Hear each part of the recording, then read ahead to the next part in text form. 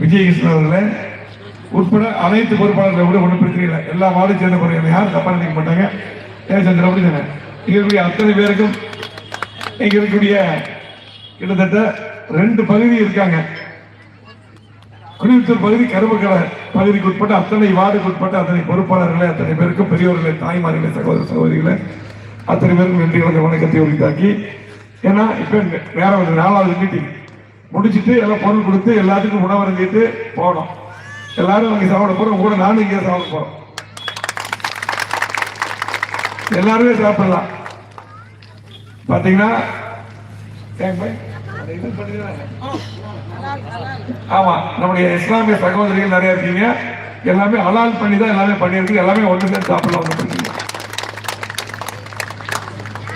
இங்க இருக்கக்கூடிய அத்தனை பேருக்கும் பத்திரிகை நண்பர்களுக்கும் நன்றி தெரிவித்துக் கொண்டு, இன்றைக்கு திராவிட முன்னேற்ற கழக ஆட்சி நடந்து கொண்டிருக்கிறது. நம்மளை பத்தி அதிகமா சொல்ல வேண்டியதில்லை. எங்களுடைய மணிமேகலை நிறைய பேசியிருப்பாங்க, லட்சுமிகாந்த் பேசியிருப்பாங்க. நம்முடைய அறுபது சகோதரர் முன்னாள் சட்டமன்ற உறுப்பினர் ரோகிணி அவர்களும் சுருக்கமாக சிறப்பாக பேசுறாங்க. நம்ம எல்லா திட்டமும் நம்ம தான் கொண்டு வந்திருக்கோம். இந்த பயிரக்கூடிய அத்தனை திட்டங்களும் நம்ம இருக்கும்போது தான் வந்திருக்கு. இப்ப இருக்கக்கூடிய கூட்டு குடிநீர் திட்டத்திலிருந்து, தெருவிளக்கில் இருந்து, சாலைகள் இருந்து எல்லாமே கூட்டுக்குடிநீர் திட்டம் எடுத்துட்டா, அதாவது நம்ம ரோகிணி இருக்கும்போது ஆலியார் கூட்டு குடிநீர் திட்டத்திலிருந்து இது வரல, அத்திக்கடை வரல, எல்லா தேர்ச்சி வரல நம்ம கொண்டு வந்திருக்கோம். எல்லாமே அதிமுக ஆட்சியில் தான் வந்திருக்கோம். ஆகவே திமுக ஆட்சியில என்ன நீங்க திட்டத்தை பார்க்கணும். இந்த 5 வருஷத்துல ஏதாவது ஒரு திட்டம் இதே இடத்துல மேல போட்ட பேசு ஒரே ஒரு திட்டம். இன்னைக்கு புரட்சி தலைவி அம்மா அவர்களும் எடப்பாடி அவர்கள் இருக்கும்போது மிகப்பெரிய வளர்ச்சி கொடுத்திருக்கோம். 50 ஆண்டுகளான வளர்ச்சி நம்ம தொகுதிக்கு மட்டுமல்ல, மாவட்டத்துக்கு கொடுத்திருக்கோம்.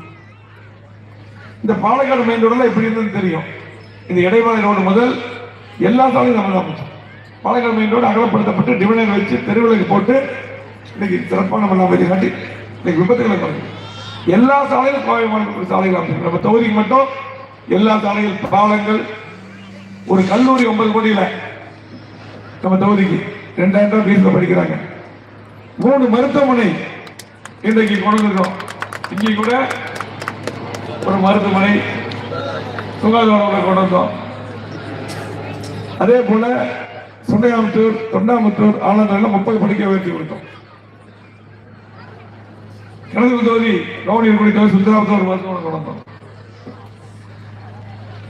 அரசு மருத்துவமனை கூட மேம்படுத்தி இருதய அறுவை சிகிச்சையும் சிறுநீரக மாற்று அறுவை சிகிச்சையும் நம்ம தான் கொண்டு வந்தோம். சென்னை போயிட்டு இருக்காங்க. 25 கோடி கேன்சர் மிஷன் வாங்கி